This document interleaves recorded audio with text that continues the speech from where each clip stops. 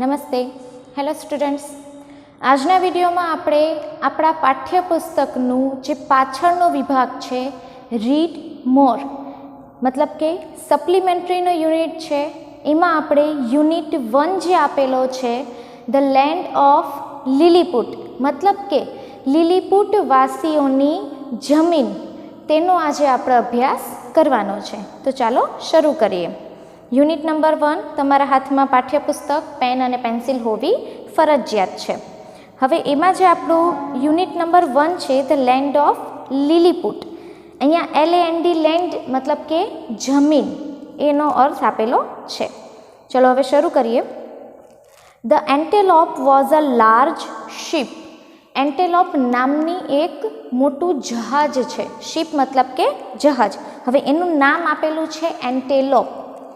એન્ટેલોપ નામનું એક મોટું, લાર્જ મતલબ કે વિશાળ, મોટું એવું જહાજ હતું. Once it was sailing in the Pacific Ocean. એક વખત, વન્સ એટલે એકવાર, એ પોતે સેઇલિંગ મતલબ કે દરિયાઈ મુસાફરી કરતું જહાજ, મતલબ કે દરિયાઈ મુસાફરી કરી એને કહેવાય સેઇલિંગ. એક વખત તે જહાજ દરિયાઈ મુસાફરી કરી રહ્યું હતું. ક્યાં કરી રહ્યું હતું? In the Pacific ocean. Ocean મતલબ કે સમુદ્ર. પેસિફિક ઓશનમાં, પેસિફિક સમુદ્રમાં તે દરિયાઈ મુસાફરી કરી રહ્યું હતું એન્ટેલોપ નામનું જહાજ. There were 30 sailors on it. 30 મતલબ કે 30. એ જહાજ ઉપર 30 એવા સેલર્સ મતલબ કે જે મુસાફરો એની ઉપર ચડેલા હોય જે જહાજ ઉપર, એ લોકો ત્યાં કેટલા હતા? 30 એવા મુસાફરો ત્યાં એની ઉપર હતા. Besides the sellers. બિસાઇડ્સ મતલબ કે બીજી બાજુએ. બીજી બાજુએ જોઈએ તો the sellers there were a captain and a doctor named Gulliver. હવે આટલા 30 લોકો તો આ મુસાફરો હતા જ, પણ બીજી બાજુએ હજી કોણ હતું? there were a captain. એનો જે જહાજનો જે માલિક મતલબ કે જે ચલાવનાર જે કેપ્ટન હોય છે એ હતો. and a doctor named Gulliver. અને એક ડૉક્ટર હતા કે જેનું નામ શું હતું? અહીંયા નેમ્ડ મતલબ કે જે શું નામ ધરાવતા હતા એવી રીતે નેમ્ડ. એનું નામ હતું ગુલીવર. હવે આ ગુલીવર નામના એક ડૉક્ટર પણ એ જહાજ ઉપર હતા. હવે ઇન ધ બિગિનિંગ મતલબ કે શરૂઆતમાં. હવે શરૂઆતમાં ધ સેલિંગ વોઝ સ્મૂથ મતલબ કે એકદમ સરળ. અહીંયા સ્મૂથ એટલે સરળતાથી. આમ તો સ્મૂથ એટલે પોચું એવું થાય, નરમ એવું, પણ અહીંયા મુસાફરી છે તો મતલબ કે મુસાફરી એકદમ આસાનીથી જઈ રહી હતી, મતલબ કે કોઈ વાંધો હતો નહીં. In the beginning the selling was smooth but than there arose a storm in the sea. પણ ત્યારબાદ શું થયું હતું? ધેન, THEN, ધેન મતલબ કે ત્યાર પછી કે ત્યારબાદ. ત્યારબાદ શું થયું? અરોઝ મતલબ કે અરાઇઝનું ભૂતકાળનું રૂપ, ઉદ્ભવ્યું, ઊભું થયું. શું ઉદ્ભવ્યું? અ સ્ટોમ મતલબ કે જે વંટોળ આપણે કહીએ, જે પાણીમાં એકદમ આમ ચકેડી ફરતું હોય અને બધી વસ્તુઓને પોતાની અંદર સમાવી લે એ. અચાનકથી ત્યાં વંટોળ ઊભું થયું. શેમાં? દરિયામાં. There was a strong wind and heavy rain. Strong એટલે એકદમ ભયાનક, એકદમ મજબૂત એવું. શું હતું? વિન્ડ મતલબ કે પવન, એકદમ જોરથી એવા પવન ફૂંકાઈ રહ્યો હતો. એન્ડ હેવી મતલબ કે ભારે, અને રેઇન મતલબ કે એકદમ ભારે વરસાદ પણ અચાનકથી ત્યાં તૂટી પડ્યો હતો. Selling became difficult. સેલિંગ મતલબ કે જહાજને ચલાવવું. હવે જે જહાજને ચલાવવાનું હતું, સેલિંગ જે હતી એ હવે શું થઈ ગઈ હતી? બીકેમ મતલબ કે બની ગઈ હતી. શું? કેવી બની ગઈ હતી? ડિફિકલ્ટ, એકદમ અઘરી બની ગઈ હતી. કેમ કે જે એકદમ સરળતાથી ચાલી રહ્યું હતું આ જહાજ, એ હવે કેવું બની ગયું હતું? એને એકદમ પકડવું જ એકદમ મુસીબતવાળું હતું. કેમ કે એ જહાજ આમથી તેમ જઈ રહ્યું હતું. પાણીનો જેવો પ્રવાહ હોય એવો જ જહાજ પોતે થઈ રહ્યું હતું, આડું અવડું એકદમ. The ship began to drift એટલે ડૂબવું. હવે શિપ છે એ પાણીમાં શું થયું? ઉપર મોજા પાણીના આવતા હતા ઉપર, તો જહાજમાં પાણી ભરાઈ ગયું ને એ કારણે પછી જહાજ પણ ધીમે ધીમે ડૂબવા લાગ્યું. ડ્રિફ્ટ એટલે ડૂબવું. હવે જહાજ છે એ ધીરે ધીરે ડૂબવા લાગ્યું. Then suddenly it hit against a rock. Rock એટલે મોટો ખડક, જે મોટો પથ્થર હોય છે તે. અને અચાનક, સડનલી એટલે અચાનક. અચાનક શું થઈ ગયું? It hit against. અગેન્સ્ટ એટલે એની સામે. કોની સામે અથડાઈ ગયું? અ રોક. હિટ એટલે અથડાવવું. અને કોની સામે અથડાઈ ગયું? એક મોટો એવો જે ખડક હતો, પથ્થર જે હતો એની સામે જઈને અથડાઈ જાય છે. And broke to pieces. Broke એટલે ભૂતકાળનું રૂપ છે બ્રેકનું. બ્રેક એટલે તૂટવું અને બ્રોક એટલે તૂટી ગયું. શું થઈ ગયું? તૂટી ગયું. શેમાં? Into the pieces. કટકાઓમાં પોતે તૂટી ગયું. કેમ કે અચાનકથી પથ્થર સાથે અથડાઈ ગયું એટલે અચાનકથી પોતે તૂટી ગયું. Everyone on the ship started screaming and crying for help. Screaming એટલે આમ ચિલ્લાવવું, એકદમ ચીસો પાડવી, દર્દનાક ચીસો પાડવી. એવરીવન જેટલા પણ લોકો, દરેક લોકો જે શિપ ઉપર હતા, સ્ટાર્ટેડ શું શરૂ કરી દીધું? સ્ક્રીમિંગ, એકદમ ચીસો નાખવાની દર્દથી. પોતે હેલ્પ માટે ચીસ નાખે છે. એન્ડ ક્રાઇંગ અને રડવા લાગ્યા. શેના માટે? ફોર હેલ્પ, મદદ માટે. પોતે એકબીજાને આમ ચીસાવા લાગ્યા કે ભાઈ કોઈ મારે હેલ્પ કરી લે, એના માટે પોતે રાડોરાડ કરવા લાગ્યા. They tried to swim to the shore. શોર મતલબ કે કિનારો. હવે એ લોકોએ શું ટ્રાય કરી? ટ્રાય મતલબ કે પ્રયાસ કરવો. એ લોકોએ પોતે તરવાની ટ્રાય કરી, પોતે તરવા લાગ્યા. અને ક્યાં પહોંચવા માટેની ટ્રાય કરી? કિનારા સુધી તરવા માટેની પોતે પ્રયત્ન કરવા લાગ્યા. But only Gulliver reached the શોર. પણ માત્ર ને માત્ર ગુલીવર જ છે એ જ માત્ર કિનારા સુધી પહોંચી શક્યો. રીચડ પહોંચવું, રીચ એટલે પહોંચવું, અને રીચડ મતલબ કે પહોંચી શક્યા. માત્ર એક ગુલીવર જ હતો કે જે ત્યાં સુધી પહોંચી શક્યા. It was the shore of an island. હવે અહીંયા ISLAND, આઇસલેન્ડ નથી વાંચવાનું કે ઇસલેન્ડ નથી વાંચવાનું, આમાં એસ સાયલેન્ટ છે એટલા માટે આઇલેન્ડ. આઇલેન્ડ મતલબ કે ટાપુ જે હોય છે તે. દરિયામાં જ્યારે બહુ મોટો મોટો વિશાળ દરિયો હોય ત્યારે નાની નાની એવી જમીનના ટુકડાઓ ત્યાં આવતા હોય છે. ત્યાં લોકો થોડીક વાર રોકાઈ શકે છે. જ્યારે બહુ આગળ જવાની જો કોઈની હિંમત ન હોય તો ત્યાં થોડીક વાર રોકાઈ અને પછી આગળની મુસાફરી કરી શકે છે.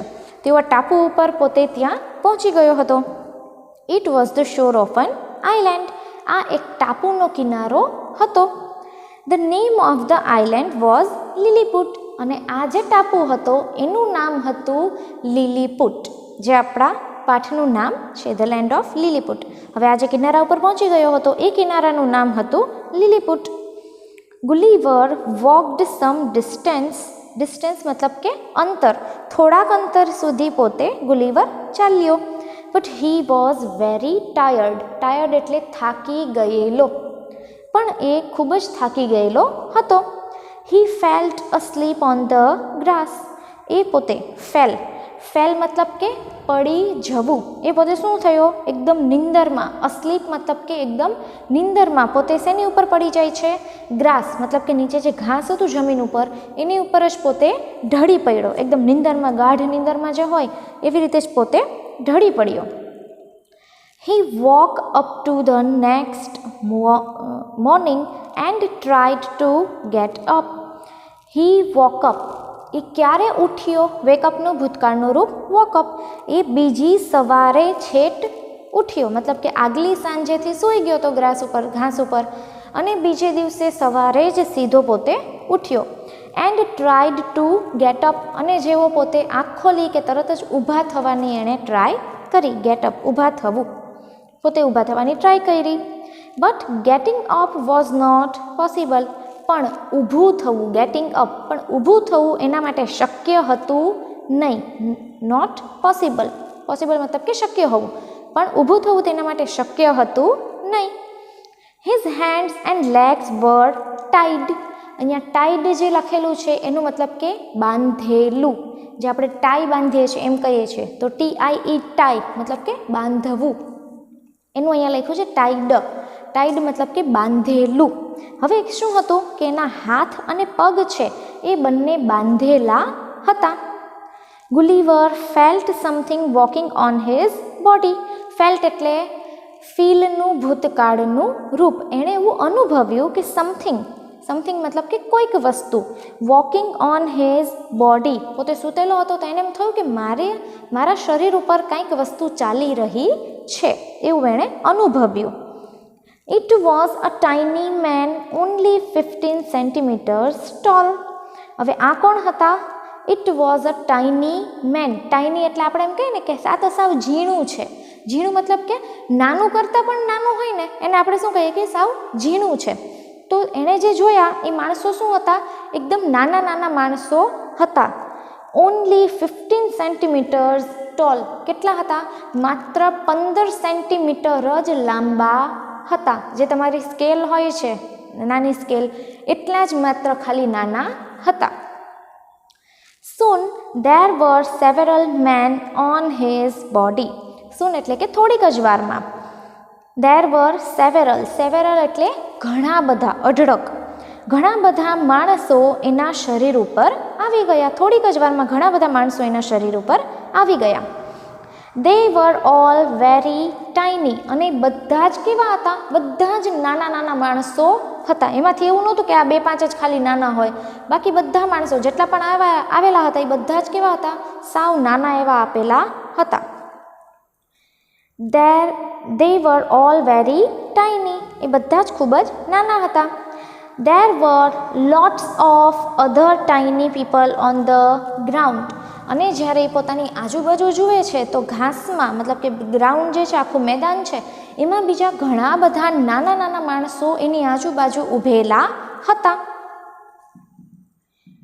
Some had bows and arrows in their hands. અને એમાંથી કેટલાકના હાથમાં બોઝ એન્ડ એરોઝ, મતલબ કે ધનુષ અને બાણ. બોવ એટલે ધનુષ અને એરોઝ એટલે બાણ. કે એમાંથી કેટલાકના હાથમાં શું હતું? ધનુષ અને બાણ આવેલા હતા. એવી રીતે ઇન ધેર હેન્ડ્સ, એ લોકોના હાથમાં ધનુષ અને બાણ હતા.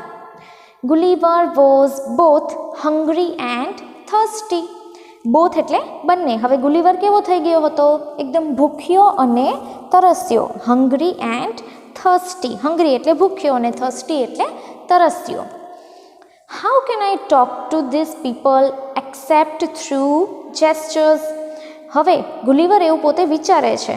હી થોટ, એમાં છેલ્લે લખ્યું છે કે હી થોટ, મતલબ કે એણે એવું વિચાર્યું કે હું આ નાના લોકો સાથે, મતલબ કે આવડા નાના નાના છે તો એ લોકો સાથે હું કઈ રીતે વાત કરી શકું.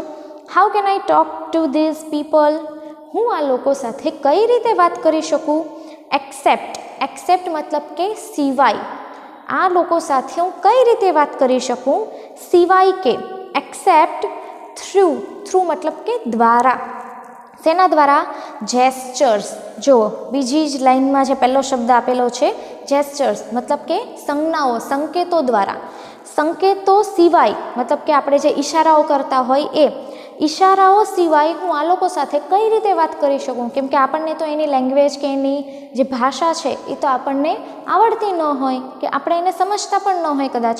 તો હું એને કઈ રીતે કહી શકું કે ભાઈ મને બહુ ભૂખ લાગી છે, બહુ તરસ લાગી છે, હું કઈ જ રીતે એને કહી શકું. એવી રીતે હી થોટ, એવું એણે વિચાર્યું. કેમ કે એ પોતે ખૂબ જ ભૂખ્યો અને તરસ્યો હતો. તો એને એમ થયું કે હું આ લોકોને કહું કે મને ભૂખ ને તરસ લાગી છે તો મને કાંઈક હેલ્પ કરો. મારે એ લોકોને કહેવું કઈ રીતે? So he made signs for eating and drinking. અને એટલા માટે જ એણે સાઇન્સ એટલે સંજ્ઞાઓ, સંકેતો. એણે શું કર્યું? પોતે એને એવા એક્ટિંગ કરી, એને એવા સંકેતો કર્યા. શેના માટેના? For eating and drinking. આપણે એમ કહીએ ને કે મને ભૂખ લાગી છે તો આપણે શું કરીએ? આમ કરીએ. પછી પાણી પીવું હોય તો આપણે આમ કરીએ. તો એણે માત્ર એને એમ કીધું કે મને ખાવું છે, મને પીવું છે, તો એ લોકો સામેવાળા પણ સમજી ગયા. So he made signs for eating and drinking. અને એટલા માટે જ એણે ખાવા અને પીવા માટેની સંકેતો કર્યા. Luckily the tiny people understood his signs. Luckily, સદનસીબે જે નાના માણસો હતા એ એની સંજ્ઞાઓ, એના સંકેતો સમજી ગયા. અન્ડરસ્ટુડ મતલબ કે સમજી ગયા. હિઝ સાઇન્સ, એના સંકેતો સમજી ગયા. And brought small baskets of food. Brought એટલે બ્રિંગનું ભૂતકાળનું રૂપ. બ્રિંગ એટલે લઈ આવવું અને બ્રોટ એટલે લઈ આવ્યા, ભૂતકાળનું રૂપ. એ શું લઈ આવ્યા? Small baskets of food. Baskets મતલબ કે નાની નાની જે ટોપલીઓ હોય એમાં ફૂડ ખોરાક ભરીને લઈ આવ્યા. કેટલા બધા એવા માણસો હતા જે નાના નાના બાસ્કેટ બધા ભોજનવાળા લઈને આવ્યા. They also brought tiny barrels of water. અને એ લોકો બીજું પણ શું લાવ્યા? નાના નાના ટાઇની બેરલ્સ, જે આપણે પીપળું જે આપણે કહીએ તે આપણી લોકલ લેંગ્વેજમાં આપણે એને પીપળું કહીએ. તો જે બેરલ હોય છે એકદમ દૂધિયા કલર જેવા, બ્લુ કલર જેવા એવા, તેમાં આપણે શું કરીએ છીએ? જ્યારે ઉનાળામાં પાણીની તંગી થઈ જાય તો આપણે એનો સ્ટોરેજ તરીકે આપણે પાણી સ્ટોર કરવા એનો ઉપયોગ કરતા હોઈએ છીએ. તો એવા કેટલાક નાના નાના બેરલ્સ એના માટે લઈને આવ્યા પાણીથી ભરીને. Gulliver ate all the food and drank all the water.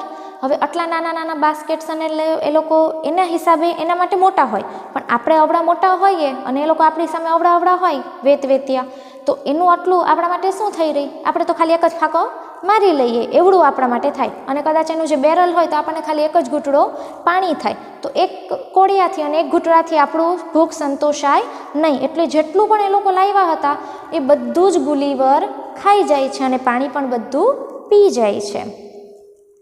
Now he felt refreshed. Refreshed એટલે એકદમ તરોતાજા, કેમ કે એણે એકદમ આરામથી ઊંઘ પણ કરી લીધેલી હતી આગલી સાંજથી અત્યારે સવાર સુધીની. પછી સવારે આરામથી ઉઠ્યો ત્યારે એણે ખાઈ પી પણ લીધું, એટલે હવે એકદમ તરોતાજા તંદુરસ્ત એ પોતાને જાતે અનુભવે છે. Walking will do some good, he thought. હવે એણે એમ વિચાર્યું કે ભાઈ કાલ સાંજનો હું સૂતેલો છું તો લાવ જરાક હું ચાલી લઈશ ને તો મને થોડીક તંદુરસ્તી મારામાં હજી આવી જશે, સુસ્તી હશે એ બધી નીકળી જશે. એકદમ એકવાર હું આળસ મળીને ઊભો થઈ જઈશ એટલે મને મજા આવશે, થોડુંક ચાલી પણ લઈશ. Walking will do me sum good. હું થોડુંક ચાલી રહીશ તો મને મજા આવશે, મને સારું લાગશે, એવું પોતે વિચારે છે, એવું એણે વિચાર્યું. But I cannot get up and so walking is not possible. પણ હું ઊભો થઈ શકતો નથી, એટલા માટે મારું વોકિંગ છે એ પોસિબલ થઈ શકે નહીં, મતલબ કે શક્ય બની શકે નહીં. કેમ કે આ લોકોએ આ બધાને ગુલીવરને શું કરેલો હતો? બાંધી રાખેલો હતો, એટલા માટે એ પોતે ઊભો થઈ શકે નહીં. Turn the page. જો તમે નીચેનું જે ચિત્ર છે એ તમે આરામથી જોઈ શકો છો કે કેવડો મોટો છે ગુલીવર અને એની આજુબાજુ કેટલાક નાના નાના માણસો આપેલા છે. આ ગુલીવર છે જે આખો સૂતેલો છે અને અહીંયા તમે માણસો જોઈ શકો છો કે કેટલા નાના નાના માણસો છે. તો એવી રીતે નાના માણસના જે પોતે ખોરાક અને પાણી પી લે છે. એના પછી એને એમ થાય છે કે હવે આ લોકો આણે તો મને બાંધેલો છે, તો બાંધેલામાંથી ઊભો થઈ જાઉં તો હું ક્યાંક જઈ શકું. Page number 68. Some tiny man went to the king of Lilliput and told him about Gulliver. હવે ત્યાંના જે રાજા હોય છે એ લોકો પાસે, ત્યાંના જે નાના નાના ટાઇની મેન જે છે, નાના માણસો છે, એ બધા ત્યાં લીલીપુટના જે રાજા છે એની પાસે પોતે જાય છે અને ગુલીવર વિશે બધું જ એને કહી દે છે કે ભાઈ આપણે ત્યાં તો એક અવળો મોટો માણસ આવેલો છે. How big is he? The king asked. હવે કિંગ છે મતલબ રાજા છે એ પોતે શું એને પૂછે છે કે ભાઈ તમે મોટો માણસ એમ કહો છો તો ભાઈ કેવડોક મોટો છે, આપણા કરતાં કદાચ ડબલ હશે એવું એ પોતે ધારે છે. તો એને પૂછે છે કે ભાઈ માણસ છે એ કેટલો મોટો છે? How big? He is very huge, તે રિપ્લાઇડ. હવે જે સામે માણસો જે બધા બી ગયેલા છે, એકદમ ડરી ગયેલા છે, એટલા માટે એ બધા શું જવાબ આપે છે? He is very huge. Huge એટલે એકદમ વિશાળ, એકદમ મોટો બધો વિશાળ કાયનો છે એકદમ. Really? Go and bring him here, the king ordered. અચ્છા, સાચે એવો છે? રિયલી એટલે સાચે એવું છે? અવડો મોટો છે એ? Go and bring him here. જાઓ અને એને અહીં પાછા લઈને આવો. એવું કોણ બોલે છે? The king ordered. કિંગ એવો આદેશ આપે છે, એવો ઓર્ડર આપી દે છે, હુકમ કરે છે એવો. આઈ વોન્ટ ટુ સી હિમ. મારે તેને જોવો છે. Seeing is believing. સીઈંગ મતલબ કે જોઈશું, હું જે મારી નરી આંખે જોઈશ. Is believing. બિલીવિંગ મતલબ કે માનવું. તો જ મને મતલબ કે હું જોઈશ ને તો જ હું રૂબરૂ એને માનીશ. બાકી મને તમારી વાત ઉપર તો મને ભરોસો આવતો નથી કે આટલો મોટો માણસ પણ હોઈ શકે. હી એડેડ, એની સાથે સાથે એણે ઉમેર્યું. એડેડ મતલબ કે ઉમેર્યું. એણે એમ જ્યારે આગળ એમ કીધું કે go and bring him here, ત્યારે એને પછી સાથે સાથે એમ કહે છે કે ભાઈ હું એને જોવા ઈચ્છું છું અને જો હું એને જોઈશ ને તો જ મને ભરોસો આવશે કે આવો મોટો માણસ સાચે હોઈ શકે છે. The Lilliputians prepared a wooden carriage. હવે લિલીપુટિયન મતલબ કે જે લીલીપુટ વાસીઓ જે છે એના માટે લિલીપુટિયન્સ શબ્દ વાપરેલો છે. આપણા માટે કેમ ઇન્ડિયન એમ વાપરે, અમેરિકન મતલબ કે અમેરિકાવાસીઓ, ભારતીય, એના માટે એવી રીતે. હવે લિલીપુટિયન્સ જે છે એણે શું કર્યું? પ્રિપેર્ડ એટલે કે તૈયાર કર્યું. શું તૈયાર કર્યું? અ વુડન કેરેજ. વુડન એટલે કે યસ, જે આનાથી બનેલો હોય, લાકડાથી બનેલું જે ફર્નિચર હોય, આપણે એમ કે વુડન ફર્નિચર, તો જે લાકડાથી બનેલો હોય એને કહેવામાં આવે છે વુડન. હવે એ શું કરે છે? Wooden carriage. કેરેજ મતલબ કે ઉપાડવાનું જે સાધન હોય, જે લારી જેવું આપણે કેમ અહીંયા કહીએ, પણ એવું લારી જેવું નહીં, પણ એના જેવું એક કેરેજ બનાવે છે, એક ઉપાડવાનું સાધન એવું બનાવે છે. It was about 3.5 meters long. હવે 3.5 મતલબ કે 3.5, એ લગભગ 3.5 મીટર જેટલું લાંબુ હોય છે, મતલબ કે હતું. It was about 3.5 meters long. એ લગભગ 3.5 મીટર જેટલું લાંબુ હતું. 120 centimeters wide. 120 સેન્ટીમીટર જેટલું વાઇડ મતલબ કે પહોળું. 120 સેન્ટીમીટર જેટલું પહોળું હતું. And 10 centimetres high from the ground. અને લગભગ 10 સેન્ટીમીટર સુધી હાઈ મતલબ કે ઊંચું. કેનાથી? From the ground. કેમ કે જે એમાં પૈંડા જેવું કેમ હોય તો એના માટે એને જગ્યા જોઈએ ને, જમીન અને એનાથી વચ્ચેની. એટલે 10 સેન્ટીમીટર જેટલું પોતે જમીનથી ઊંચું હતું. Now, lifting Gulliver and putting him on the carriage became a problem. હવે શું થયું? લિફ્ટિંગ મતલબ કે ઉચકવું. કોને ઉચકવાનું હતું? ગુલીવરને. Lifting Gulliver and putting him on the carriage. હવે ગુલીવરને ઉપાડી મતલબ કે ત્યાંથી ઉચકીને એને પાછો આની ઉપર કેરેજ ઉપર મૂકવો, એ શું બની ગયું હતું? બીકેમ અ પ્રોબ્લેમ. કેમ કે આ લોકો આટલા માણસો પણ ભેગા થાય તો એક ગુલીવરને એ લોકો ઉચકી શકે નહીં, એટલે એને ત્યાંથી ઉપાડવો અને આની ઉપર મૂકવો કેરેજ ઉપર, એ એમની માટે એક મોટી એવી સમસ્યા થઈ પડી હતી. With great difficulty they solved it. અને મહા મુસીબતે, ગ્રેટ એટલે અહીંયા મહાન પણ એમ નહીં, પણ મુસીબત માટે આપણે મહા શબ્દ વાપરીએ છીએ. વિથ ગ્રેટ ડિફિકલ્ટી, મહા મુસીબતે દે સોલ્વડ ઇટ. એ લોકોએ એને પાર પાડી લીધું. મતલબ કે હેમખેમ રીતે પણ ગુલીવરને ઉપાડીને અહીંયા કેરેજ ઉપર એ લોકોએ છેલ્લે મૂકી જ દીધું. આફ્ટર અ ડેઝ જર્ની, અહીંયા ડેઝને એપોસ્ટ્રોફી એસ લાગેલો છે. હવે આફ્ટર અ ડેઝ જર્ની મતલબ કે એક દિવસની મુસાફરી બાદ. આફ્ટર એટલે પછી, એક દિવસની મુસાફરી પછી, જર્ની એટલે મુસાફરી, એક દિવસની મુસાફરી પછી they brought him to the king's court. એ લોકો પોતે એને ક્યાં લઈને આવ્યા? ગુલીવરને આના રાજાના દરબારમાં એને લઈને આવ્યા. આખો દિવસ એને લાગ્યો. કદાચ એના કરતાં ગુલીવરને એમ કીધું હોત કે હાલ ભાઈ આપણે ભેગા ભેગા જઈએ, તો કદાચ થોડીક જ વારમાં એ રાજાના મહેલમાં પહોંચી ગયા હોત. The king and his men set. હવે રાજા અને તેના માણસો મતલબ કે જે દરબારીઓને બધા બેઠા હોય એ લોકોએ શું બોલ્યું? એ લોકોના હાવભાવ કેવા હતા? Oh, this man is really very huge. ઓહ, આ માણસ તો ખરેખર ખૂબ જ વિશાળ એવો છે. This man is really very huge. આ માણસ તો ખરેખર ખૂબ જ એવો વિશાળ એવો માણસ છે. He is as big as a mountain. A as big as વાળી રચના છે. આ ડિગ્રીનો વિષય છે. ડિગ્રી એટલે MA BEd કે BA BEd કે એવી કોઈ ડિગ્રીવાળી અહીંયા ડિગ્રી વાત નથી. ડિગ્રી મતલબ કે તુલના. એ આખો આપણો ગ્રામરનો ટોપિક છે જે આપણે સમયાંતરે ભણશું. અત્યારે માત્ર ખાલી આટલો જ વાક્યની આપણે રચના જોવાની છે.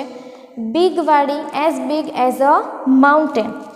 He is as big as a mountain એવું લખેલું છે.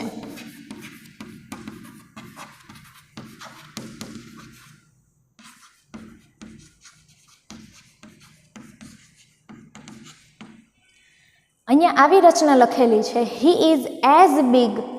એઝ વાળી જે રચના હોય મતલબ કે જ્યારે તુલના કરતા હોય ત્યારે જેની તુલના જેની સાથે થઈ છે એ બંને વસ્તુને સરખાવતા હોઈએ અને એ બંને વસ્તુ સેમ જ હોય, મતલબ કે સરખામણીમાં બંને વસ્તુ સરખી જ આવતી હોય. જેટલું આ હોય એટલું જ આ વસ્તુ હોય અને જેટલું આ વસ્તુ હોય એટલી જ આ વસ્તુ હોય. પછી નાની મોટી હોય, ટૂંકી નાની મોટી હોય, જાડી પાતળી હોય, મોટી નાની હોય, એવી કોઈ પણ વસ્તુ હોય એ બંનેની સમાંતર જ્યારે આપણે સરખામણી કરતા હોય ત્યારે એક વસ્તુ બીજા વસ્તુને જ્યારે સરખામાં આવતી હોય, સરખી એની તુલના થતી હોય ત્યારે આપણે આવી રીતે વાક્ય બનાવીએ છીએ. એનું બીજું એક એવી રીતે લઈએ કે tiger is as strong as lion. Tiger is as strong as lion. તો મતલબ કે લાયન અને ટાઈગર બંને એક જેવા જ સમાન છે. તો જ્યારે આપણે એઝ વચ્ચેનો જે શબ્દ મૂકીએ છીએ એ પોતે કેવો હોય છે? એડજેક્ટિવ, મતલબ કે વિશેષણ હોય છે. એવી રીતે ટાઈગર છે એ પણ સ્ટ્રોંગ છે અને એટલો જ સ્ટ્રોંગ પોતે કોણ છે? લાયન પણ એટલો જ સ્ટ્રોંગ છે. મતલબ કે બંને એકબીજા જેવા જ શક્તિશાળી છે. નથી આ વધારે કે નથી આ વધારે, નથી આ ઓછો કે નથી આ ઓછો, બંને સમાન એવા શક્તિશાળી છે. અહીંયા ગુલીવર માટે કેવું લખ્યું છે? He is as big as mountain. હવે અહીંયા ગુલીવર, હી મતલબ કે અહીંયા ગુલીવર છે, તો ગુલીવર છે એ એવો મોટો છે જેવો પર્વત હોય છે એવું અહીંયા કહેવામાં આવેલું છે. તો Gulliver is as big as mountain. Gulliver એટલો મોટો છે જેટલો પર્વત હોય છે. એવી રીતે આનું વાક્ય બને. આગળ જ્યારે આપણે ડિગ્રીનો અભ્યાસ કરશું ત્યારે વધારે આની માહિતી મેળવશું. અત્યારે માત્ર આટલું જ કે જે માઉન્ટેન અને એઝ વાળી જે રચના છે, એઝ મતલબ કે જેટલી તેટલી, જેટલું તેટલું, જેટલો તેટલો, એવું એના જેવી આખી રચના બને છે. He is as big as a mountain. એ પોતે એટલો મોટો છે જેટલો પહાડ હોય છે કે પર્વત હોય છે. મતલબ કે વિચાર કરો કે આપણને અહીંયાથી ગિરનાર કેવો લાગે છે કે આટલો મોટો, તો આપણી પાસે આવડો મોટો માણસ આવી જાય તો આપણે બધા એની સામે કેટલા બની જઈએ? આટલા નાના નાના. એટલે જેમ ટાઈની મેનને બધાને ગુલીવર લાગે છે એમ આપણને કદાચ ગિરનાર જેવડો કોઈક માણસ આવી જાય તો આપણને પણ એવો લાગે, ગુલીવર જેવો.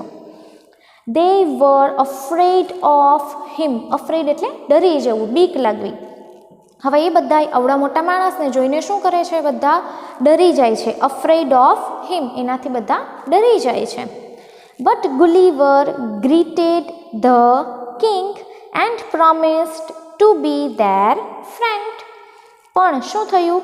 ગુલીવર ગ્રીટેડ ધ કિંગ, મતલબ કે આશ્વાસન, અભિવાદન એને કરે છે કે આપણે કોકના ઘરે જઈએ તો આપણે એને જે અભિવાદન કહે કે ભાઈ કેમ છો, કેમ નહીં, આપણે એને પૂછીએ છીએ. એવી રીતે એને પોતે એનો આવકાર કરે છે. And promised to be their friend. અને એને શું પ્રોમિસ કરે છે? શું વાદો આપે છે? એને એમ કહે છે, એને એવું વચન આપે છે કે હું તમારો મિત્ર થઈને રહીશ. ટુ બી ધેર ફ્રેન્ડ, હું તમારો મિત્ર થઈને જ રહીશ. મતલબ કે હું કોઈને હાનિ પહોંચાડીશ નહીં. કે ભાઈ હું તમારાથી મોટો છું ને તમે મારાથી નાના છો તો હું તમને બધાને એક જ હાથમાં પકડી લઈશ કે હું તમને કોઈ જાતનું હેરાન કરીશ, એવું કંઈ પણ કરીશ નહીં. The king was pleased. અહીંયા પ્લીઝડ એટલે ખુશ થયા. રાજા છે એ ખૂબ જ ખુશ થયા. And set him free. Set him free મતલબ કે એને મુક્ત કરી દીધો. ફ્રી અહીંયા મતલબ કે કોઈ મફતની વસ્તુ નથી આવતી, પણ મુક્ત કરી દીધો. એને જે બાંધેલો હતો આખો એનાથી એને મુક્ત કરી દીધો. Gulliver lived on the island happily for a long time. હવે ગુલીવર છે એ લીવ્ડ, લીવ મતલબ કે રહેવું અને લીવ્ડ મતલબ કે રહ્યો, ભૂતકાળનું રૂપ. હવે ગુલીવર છે એ લોંગ ટાઈમ મતલબ કે લાંબો સમય સુધી આઇલેન્ડ ઉપર રહે છે. કેવી રીતે? હેપીલી મતલબ કે ખુશી ખુશી ત્યાં લાંબો સમય સુધી ગુલીવર ત્યાં રહે છે. આ વિડીયોમાં આટલું જ, બીજું આવતા વિડીયોમાં. આવજો.